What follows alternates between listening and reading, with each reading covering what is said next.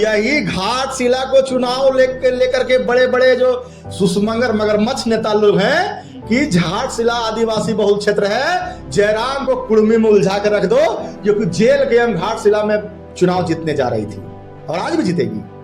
घाटशिला हम लोग लड़ने जा रहे हैं और चुनाव जीतेंगे।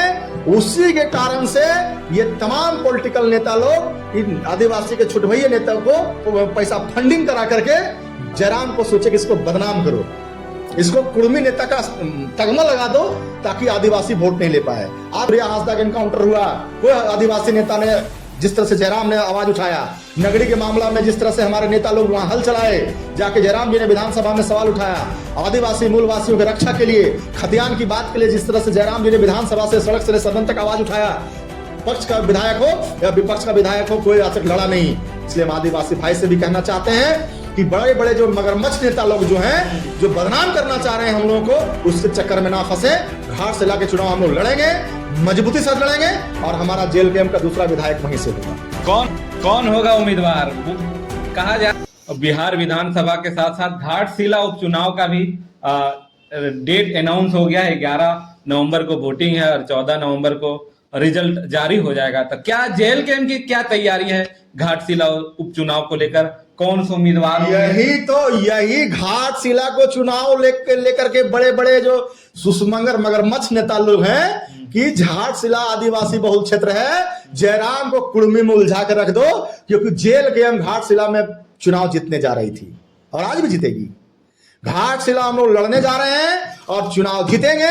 उसी के कारण से ये तमाम पॉलिटिकल नेता लोग इन आदिवासी के छोटे भैया नेता को पैसा फंडिंग करा करके जयराम को सोचे कि इसको बदनाम करो, इसको कुड़मी नेता का तगमा लगा दो ताकि आदिवासी वोट नहीं ले पाए। आपके चैनल से माध्यम से कहना चाहते हैं कि सूर्या आज तक एनकाउंटर हुआ, कोई आदिवासी नेता ने जिस तरह से जयराम ने आवाज उठाया, नगरी के मामला में जिस तरह से हमारे नेता लोग वहां हल चलाए, जाके जयराम जी ने विधानसभा में सवाल उठाया, आदिवासी मूलवासियों की रक्षा के लिए, खतियान की बात के लिए जिस तरह से जयराम जी ने विधानसभा से सड़क से सदन तक आवाज उठाया, पक्ष का विधायक हो या विपक्ष का विधायक हो, कोई आज तक लड़ा नहीं। इसलिए हम आदिवासी भाई से भी कहना चाहते हैं कि बड़े बड़े जो मगरमच्छ नेता लोग जो हैं, जो बदनाम करना चाह रहे हैं हम लोगों को, उसके चक्कर में ना फंसे। घाटशिला के चुनाव हम लोग लड़ेंगे, मजबूती से लड़ेंगे और हमारा जेल कैंप का दूसरा विधायक वहीं से होगा। कौन होगा उम्मीदवार?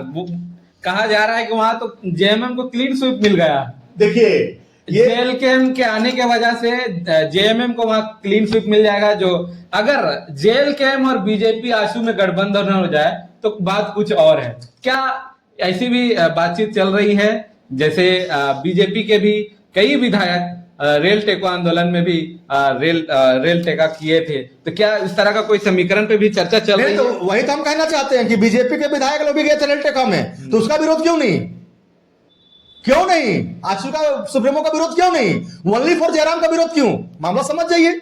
घाटशिला चुनाव हम लोग जीतने जा रहे थे, ये लोग चाह रहे हैं कि आदिवासी वोट कटवा देंगे, लेकिन आदिवासी भी भाई बहन जो पढ़े लिखे हैं वो समझदार हैं, समझ रहे हैं कि झारखंड को तार सकता है और झारखंड को आगे ले सकता है तो जयराम है। हमारा अलायंस जनता के साथ में है, हम लोगों ने किसी के साथ अलायंस नहीं किया है। हमारा गठबंधन जनता के साथ है और हम चुनाव लड़ेंगे। किसी का क्लीन स्वीप नहीं है। हम जनता के बीच में अपनी विचारधारा को जयराम महतो के माध्यम से, अपने कार्यकर्ताओं के माध्यम से हम लोग जनता के बीच में, आदिवासी भाई बहन सारे वर्गों के बीच में जाएंगे और अपनी बात को रखेंगे और कहेंगे कि हमें साथ दीजिए, झारखंड बदलाव की ओर है और इस बदलाव की ओर में ये पॉलिटिकल पार्टी जो खेल खेल रहे हैं, ये खेल जो बिसात बिछा रहे हैं, जो जाल बिछाए हैं हम लोगों को फंसाने के लिए, ये जाल से बचिए। जेएमएम के ओर से लगभग उम्मीदवार तय है कि रामदास सोरेन के जो बेटे हैं वही चुनावी मैदान में होंगे। वहीं बीजेपी जो पिछले बार चुनाव लड़े थे, चंपई सोरेन के जो बेटे हैं, उनकी लगभग उम्मीदवारी तय होने जा रही है। तो जेल कैंप की ओर से कौन होगा उम्मीदवार? अच्छा, एक बात बताइए, राजा का बेटा ही राजा बनेगा? विधायक का बेटा, मंत्री का ही बेटा विधायक बनेगा? क्या उसका बपौती है, रजिस्ट्री है, क्या खतियानी है? जेल के हम इस फंडा को नस्तनाबूद करेगी, जेल के हम इस फंडा को दरकिनार करती है। घाटशिला का बेटा वहां का उम्मीदवार होगा और ये जेल के हम, यहां भी हमारी संस्था है, हमारा डेमोक्रेटिक संस्था है, पार्लियामेंट्री कमेटी है, पार्लियामेंट्री बोर्ड है हमारा, वो तय करेंगे।